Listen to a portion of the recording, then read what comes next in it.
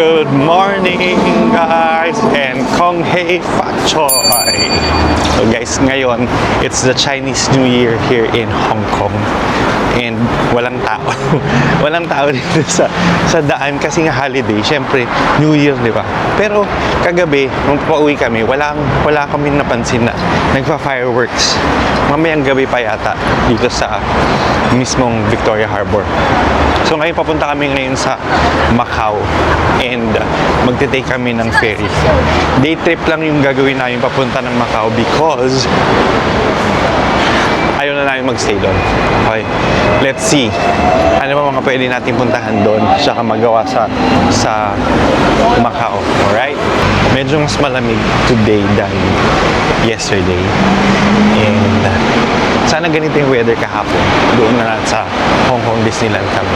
Kasi kung ganito yung weather, hindi kami mapapagod masyado or mabilis mapagod. Kasi kahapon, sobra talagang init. Nakadagdag siya dun sa pagod namin. Yun, ngayon medyo mas malamig. Sabi sa forecast, parang mas malamig yata mas malamig sa Macau than dito sa Hong Kong. Which is dati hindi. Mas malamig sa Hong Kong kaysa sa Macau. Yung accommodation namin malapit dito sa may Shun Tak Center. Tapos, ito ang ibibili ng ticket papunta ng Macau. Yung isa sa mga binibili namin, yung Cotai Jet. Yan. Tignan nyo guys, oh. Dahil Chinese New Year, sarado yung mga shops. Oh, sarado. At saka wala masyadong tao dito. To think na isa siyang terminal, dapat medyo maraming tao dito. So dyan nyo bibilin guys yung ticket. Pwede kayo bumili dito or pwede kayo bumili online. Same lang yung price niya. Yan. Okay. Ito yung ticket. So ito yung ticket. Tapos dito na din yung boarding. Yan yung boarding. So dito, pagpasok mo, dito ka lalagyan ng ticket number.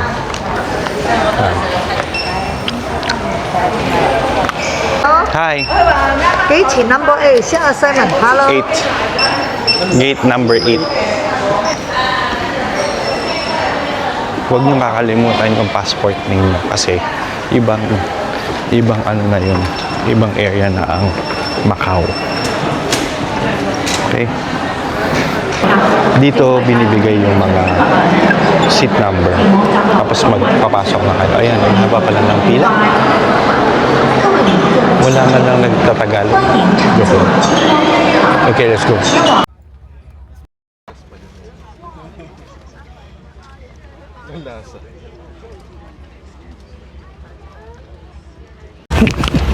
Hi Al. Hello. Hi Rayson. Yung ticket, 190 Hong Kong dollars ang isa. One trip. Maluwag siya compare doon sa nasasakyan natin sa Dumaguete tsaka doon sa Mualboal na papunta natin sa Cebu. Ito talagang ano siya, medyo aircon tapos komportable yung upuan at hindi yung sisiksi. Nandito na kami guys sa may Macau Ferry Terminal, sa Taipa Terminal. Kadarating lang namin after 1 hour ng ferry ride. Bale, nag-arrive na kami dito sa may immigration area. Napakalinis na ng port nila dito. Parang malinis, mas spacious, ganyan. Yan naman, puro reklamo na naman tayo sa Pilipinas. Anyway, pero nagugutom na rin kami. So, didiretso muna kami sa mga hotels dito tapos kakain muna kami. So, medyo mahaba yung immigration dito sa Macau. So, make time for that one. Kung nagmamadali kayo, medyo mahaba siya kasi yung visitors mahaba yung pila. Then, after immigration, you go directly to the exit.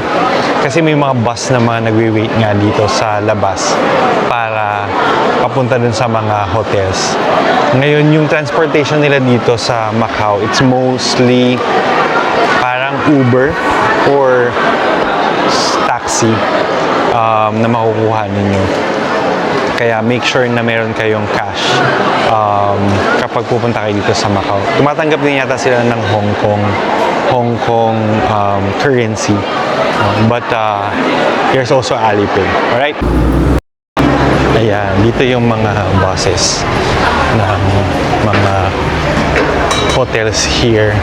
So merong Londoner, may SJM, merong Londoner. Ay, 我们即将到达澳门伦敦人正门大堂。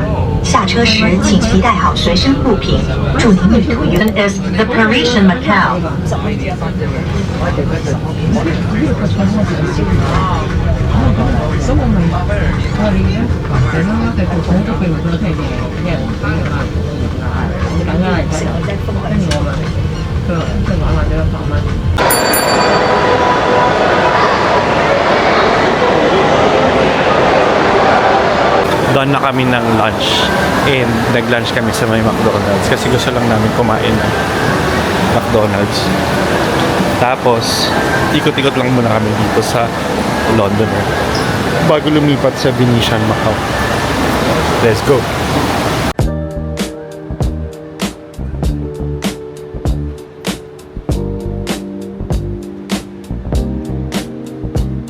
Ayan guys, ito yung Parisian, ito yung Parisian, ito yung Venetian. Andito tayo sa may Londoner. Okay? Meron pa ng mga nag-o-offer ng mga packages ng mga Pinoy na mga tutor ka nila sa ganito. 500, magkano? $500 yung Macau or Macau dollars na 500 yung tour ni ate. Tour niya, ano daw yun, 3 na kami nun. Tapos, iikot-ikot niya daw kami dito. 500. Yan. Ano. Kasi ito, pwede ka namang picture-picture dito ng mga dito sa labas ng Kotay Strip. Kasi dito yung Parisian, yung Venetian, tsaka yung The London. Mas malamig ngayon kesa yesterday. Dito parang gloomy yung panahon now. Kaya mas malamig. The best. Tapos meron pa na sila mga park din dito. Pwede kang pwede kang mag-camping. Camping? Hindi, ayan, picnic area. Dami nagpipicture dito sa labas. Parang kami kanina. Ayan guys, ito yung Parisian. The Parisian. Tapos ito yung The Londoner. Tapos andun yung The Venetian. So, Kotay yun. Kotay ang may gawa nun. Tapos ito yung Studio City. Yan. So, isa siyang strip ng, parang Las Vegas, na puro strip ng mga hotels. Also gambling places. Dito sa Macau, maganda maglakad-lakad kung ganito yung weather.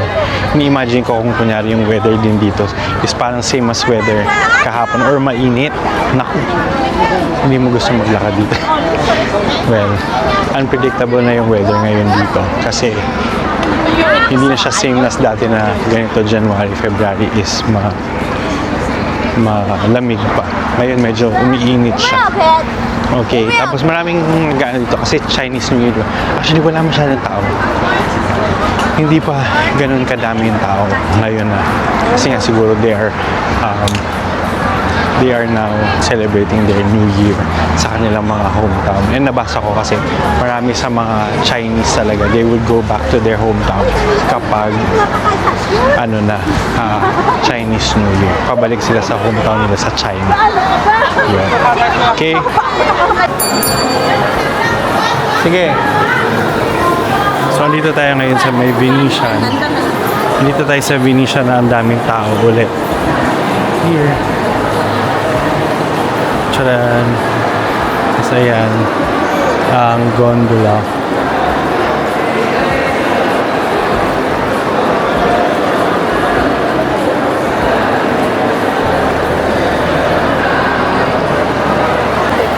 Yung dati, Macau lang, Venetian Macau lang hotel na maganda dito. Ngayon, ang dami ng mga iba't ibang hotels na pwede ninyo puntahan. Like yung Londoner, yung Parisian, yun. Kaya, actually, kaya marami pa rin tao dito sa London, Venetian Macau kasi siya naman talaga yung nauna na dito. Maraming tao.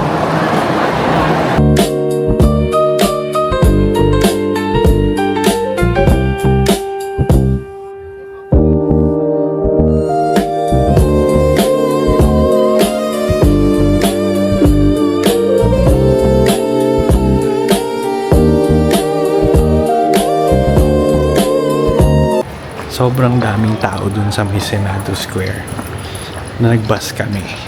Dapat nag-taxi na lang pala kami kasi ang daming taong sumasakay. Tapos ang daming tao dito sa Senado Square. Hindi namin alam kung ito ba ay tamang panahon para pumunta sa St. Paul Ruins dahil feeling namin lahat ng tao nandito. Tingnan natin. Dito kami sa may back door. Tapos pababa na lang kayo mamaya. Ay, ako.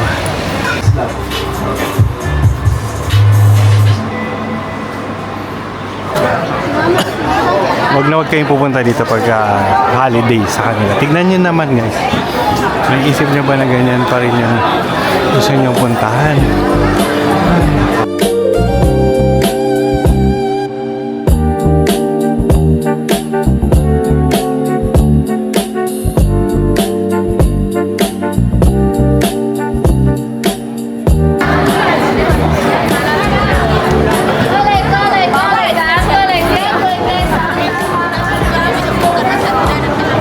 Di ba?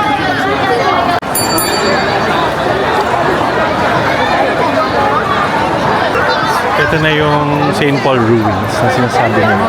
As you can see, napakaraming tao. Napakaraming tao at hindi ko alam kung ito yata ang pinakamaraming nagpipicture sa kanya. Kasi nga, isa lang naman siyang door. Mas maraming mga simbahan na mas maganda dito. Pero bakit ito, ang daming nagpipicture, di ba? Dito sa gilid, marami ng mga mabibilan. Pwede ka bumili ng coffee. Ayan, may Uniqlo, tsaka may ano dito sa gilid ng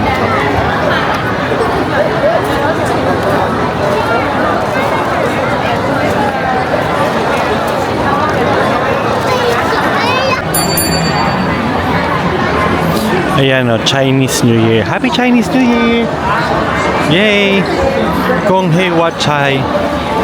Akala ko wala masyadong tao. Marami pa lang tao dito sa Senado Square.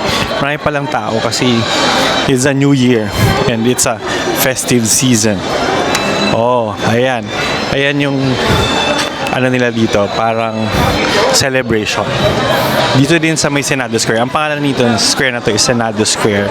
Kaya maraming tao. And holiday sa kanila ngayon. Okay? Ayan siya, oh. Ayan si Kuya. Naka-red. Chinese na Chinese. New Year. Ayan. Oh, diba? Pabalik na kami ngayon sa may Macau Ferry Terminal. Mag-wait kami ng Uber. So, inisip namin na kung mag-Uber na lang kami papunta sa terminal kasi sobrang daming tao. Kasi kung magbabas kami, baka hindi na naman kami makasakay. Tapos, disaster na naman. So, gusto namin komportable. So, mag-Uber na lang kami. Make sure na mag-download kayo ng Uber kapag pupunta kayo ng Hong Kong at Macau. Alright? So, ang masasabi ko dito sa Macau is, yung Macau, okay siya kung magsistay siguro kayo ng one day. Kapag overnight, overnight, magsistay kayo ng overnight. Kung one day lang, parang nakakapagod. Kasi kung gusto niyo mag-shopping, parang dami kasi tao. Tapos yung Senado Square, yung St. Paul Ruins, hindi ko alam bakit ang daming tao doon. Gusto lang na makita, yun lang. Anyway, it's a tourist shop. Hindi ko alam kung tourist shop ba siya or kailangan mo talaga siyang puntahan kasi maganda siya. Parang sa akin, parang it's okay na makita na lang siya sa picture. Okay. So kung maiisip ninyo guys na Macau for a day, siguro mas ma-recommend ko na mag-overnight kayo dito para hindi kayo nagmamadali tsaka mapuntahan niyo pa yung mga magagandang places dito sa Macau. Okay. So So, yon. So, i-end ko na dito yung video ko. And thank you for watching the videos, and hope you like and subscribe this video and to my channel para more videos and updates for you guys. Alright, bye!